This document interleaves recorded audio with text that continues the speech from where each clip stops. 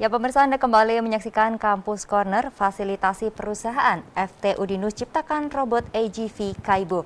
Baik, Mas Arga, kita lanjutkan nih. Untuk pembuatan robot AGV Kaibo ini nih sebenarnya tingkat kerumitannya nih seberapa tinggi gitu?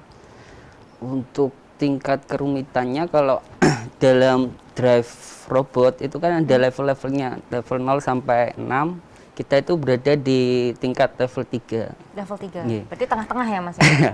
Tapi untuk tingkat kesulitannya dari mahasiswanya saya rasa nggak terlalu sulit untuk melakukannya, karena kita udah ada riset-riset terdahulu, kita udah pernah ikut lomba KRAI juga atau Robocon, jadi program-programnya itu sebenarnya udah ada, modul-modulnya juga udah ada, jadi tinggal di assembly lagi seperti itu.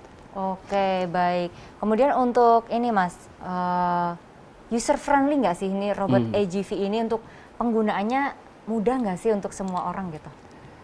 Kalau user friendly ya saya rasa cukup user friendly, karena kita tinggal pakai iPad. iPad kan saya rasa udah cukup banyak orang yang bisa pakai ya. Betul. Cuman tinggal kita beri manual book cara menggunakannya. Oke, berarti bisa dikatakan user friendly lah ya Mas ya. Oke, baik. Pak Heru, menurut Bapak nih Pak, seberapa penting sih sebuah perguruan tinggi nih, khususnya nih fakultas nih, bekerja sama dengan dunia industri Bapak? Iya, tadi seperti yang sudah kami sampaikan ya Mbak Nadia, bahwa sekarang ini kan pemerintah sedang menggalak-galakan program Merdeka Belajar, Kampus Merdeka, yang notabene adalah katanya adalah relevansi dan inovasi gitu ya. Relevansi itu menjadi problem ya, kita tahu bahwa pengangguran ini kan luar biasa gitu ya. Pada saat kita berdekatan dengan industri, bergandengan tangan dengan industri, kemudian ternyata terbuka peluang-peluang yang luar biasa. Awalnya kami berpikir, loh, robot itu kan sudah ada negara-negara yang canggih kan, yang selama ini sudah membuatkan, ternyata nggak demikian gitu. Waktu kami keliling-keliling jalan-jalan ya, banyak sekali perusahaan yang kami sudah datangi, ada Globalindo, ada Goodreads, ada Techpack Asia dan sebagainya. Teknologi-teknologi tepat guna itu memang mereka masih membutuhkan gitu, yang sesuai dengan kebutuhan mereka. Nah, pada saat kemudian itu muncul ya, mereka kemudian minta tolong kita gitu kan, untuk memberi solusi gitu kan, itu akan terbuka banyak peluang. Mahasiswa bisa terlibat, dosen bisa terlibat, dan yang paling penting sekarang ini adalah pemerintah itu tidak segan-segan mengeluarkan budget yang luar biasa.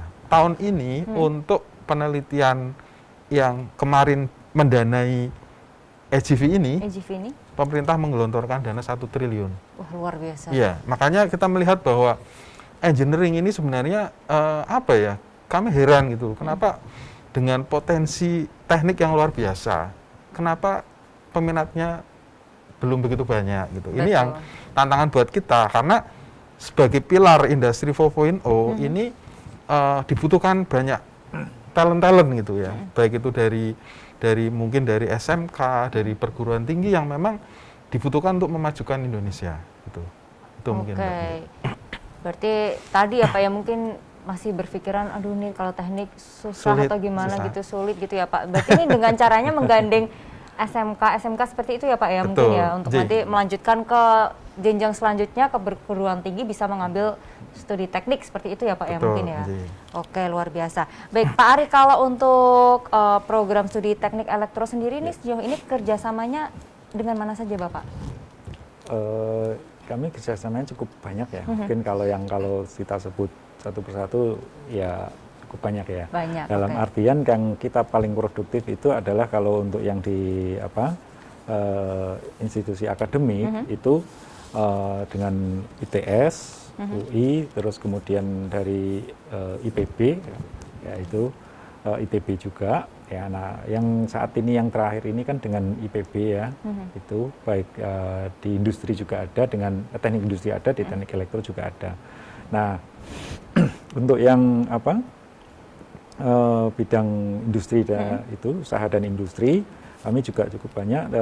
Yang aktif sekarang ini yang paling banyak menyita waktu yaitu PT Globalindo itu ya, dan PT Pemkot. Nah, kemudian ini menyusul Goodreads, PT Goodreads Investment ya. Kemudian dengan tadi Techpack ya, terus kemudian dengan Pan Brothers itu perusahaan-perusahaan yang sebenarnya di lingkungan kita ini banyak sekali ya. Jadi yang paling jauh memang di PT Global Indo itu di Klaten.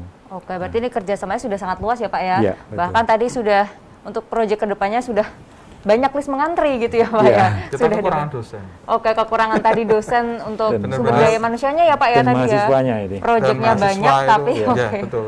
Ini kita ngomong apa adanya ya. Memang benar-benar kita sulit mencari sumber daya yang bisa mengcover begitu banyak potensi ini. Gitu. Ya. Di PT Global Indo aja itu kan kalau dari mereka 7 ya, 7 kalau kita satu project kita harus 3 mahasiswa dalam capstone design itu kan berarti sudah 21 mahasiswa di Betul. sana saja. Nah itu yang capstone desainnya, belum yang KP-nya. Belum yang Nah, KP-nya gitu ya. Mereka itu industri itu banyak sekali meminta itu sebenarnya setelah kita banyak jalan-jalan ini. Banyak jalan-jalan kayak gitu ya Pak ya, luar biasa. Ini berarti dibutuhkan sumber daya manusia yang cukup banyak Engineering ya Pak. yang Iya. banyak. Engineering yang banyak gitu. Ini mungkin dari adik-adik teman SMK mungkin juga bisa gitu ya Pak ya. Insinyur-insinyur yang banyak. Insinyur-insinyur yang banyak gitu. Ini kata dari Pak Heru gitu. Oke, baik Mas Arga, kalau selain robot AGV ini nih karya robot apa aja sih yang sebelumnya sudah pernah dibuat gitu oleh prodi Teknik Elektro dan juga prodi lainnya, tapi kita lanjutkan setelah jeda berikut ini. Ya pemirsa jangan kemana-mana, kami akan kembali untuk Anda usai jeda berikut.